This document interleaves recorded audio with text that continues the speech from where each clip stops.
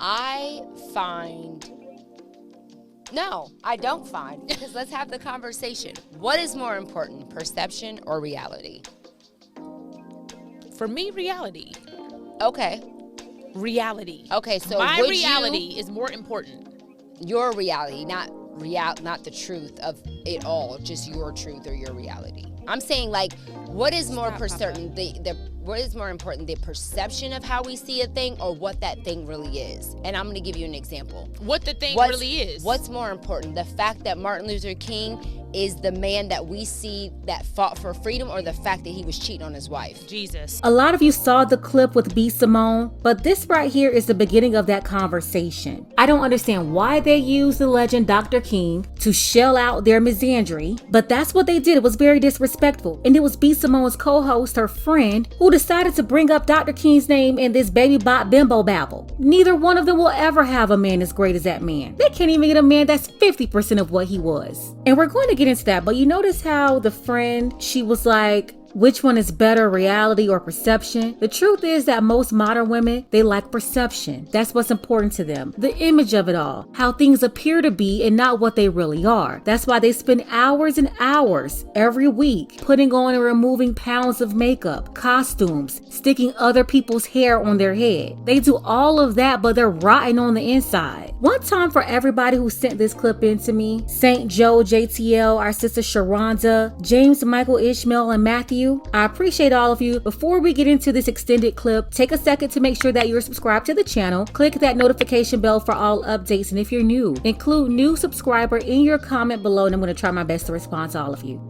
I think, oh no, move. What's more important? I love you, baby. And you can tell she don't have a man, but at least she already got the leftover woman starter package. She got that dog on her lap. Whenever they can't find a man to be their lap dog, they have to go buy one. So they'll either lease a man or they'll just buy a lap dog. What's more important? Because that is the reality of the fact. He was a great man who knew God's word, who led people to freedom. He was cheating on his wife. That is a fact. That is a lie, ma'am, and you're obviously unaware of the truth. But she's sitting up here talking about it's a fact, and then she's giving it all this energy like you don't know what you're talking about. It's been proven already that J. Edgar Hoover, he was so obsessed with taking down MLK that he came up with that lie. It's not true. Yet all these years later, you have people that's so detached. They're sitting up here on a podcast disrespecting Dr. King and the legacy. Ma'am, you are out of order. So what is more important? Is it more important that we see him as that man who gave that amazing speech on that amazing day and led amazing people to freedom? Or is it important that we know, or is it important that we knew both? It's important that you stop repeating lies. Again, what you're saying is not true. Now, what we need to talk about is why they want that to be true so bad. I think it's both. But that's hindsight. That's hindsight. You see what I'm saying? Reality is more important. I think reality is important. But reality, to you, but truth, what's more important to the overall picture? Perception. Thank you. It's more important to me because outside of Martin Luther King, let me give you an example. He's a great father. He's a great father. He's a great father. He's a great businessman. He's a great CEO. He's an entrepreneur. He's such a boss. He's such a boss. He's a boss. Look at that man. He's a boss. Look at him. He's a great father. Look at him, that strong black man. Look at him being at his kid's game. Look at him. He's a great father. He's a boss. He's a strong black man. Look at him posting his wife. Look at him. Look at him. On date night. Look at him. These are some bitter banshees. And that's why I say, ladies, if you have a man, you want to get a man, you want to keep a man, you have to stay away from people like this. Why are they even concerned about these men out with their families or with their kids? Oh yeah, because they don't have one. You should be happy to see a father going out to his son's games. Do you know how many kids wish they had a father that came to their events? Do you know how many women right now would love for a man that's really there for them and like them? I'm talking about one that mess with you for real and not somebody that's just messing around with you. Do you know how many women will want that? But they're sitting back and low-key hating on it. These are positive attributes that they want you to believe that don't exist in men. They're just so low vibrational that maybe it don't exist in the men that they're chasing. But nah, talking about reality and perception. They want the perception to be that those men don't exist. When the truth is they're too busy running after the babies, B. Simone, that they somehow look over the decent guys. But you're cheating on your wife. You're not a good husband. You're not a good communicator. You don't value her feelings, but he's great in all these other aspects. How are you a great leader, a great CEO, a great black man, a great father, a great leader in any aspect? You're not a great husband, a great communicator, a great... You're a liar. You're not great.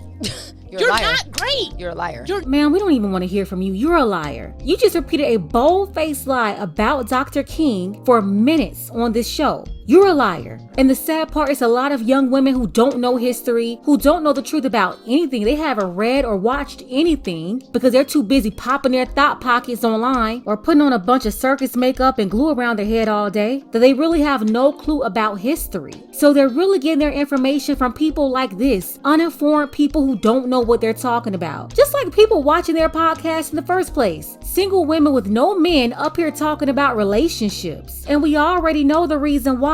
They're not qualified to be wives. Not great.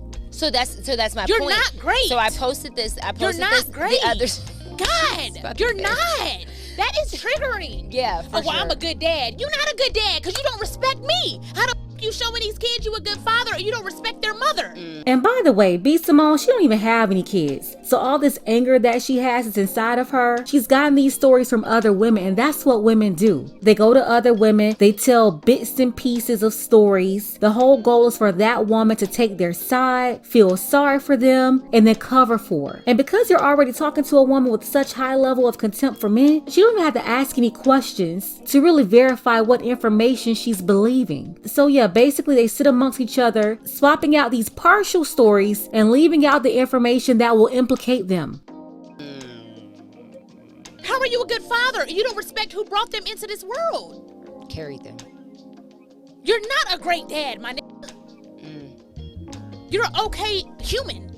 You're present in the sense of... I'm sorry, Jesus Christ. I just got worked. What did you put in this drink?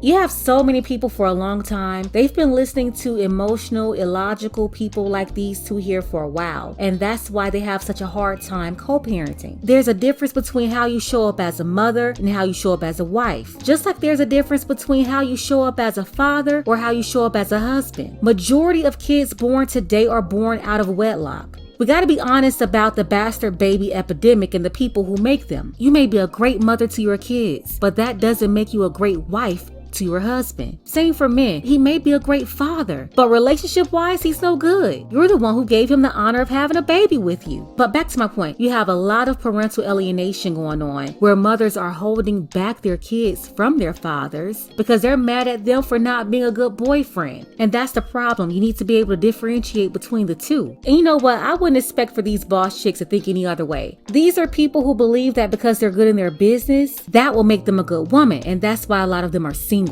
At the end of the day, I don't appreciate her bringing up lies about Dr. King just to prove her point, which is crazy because the lead into this conversation was about reality and perception, yet she just kept spewing that lie.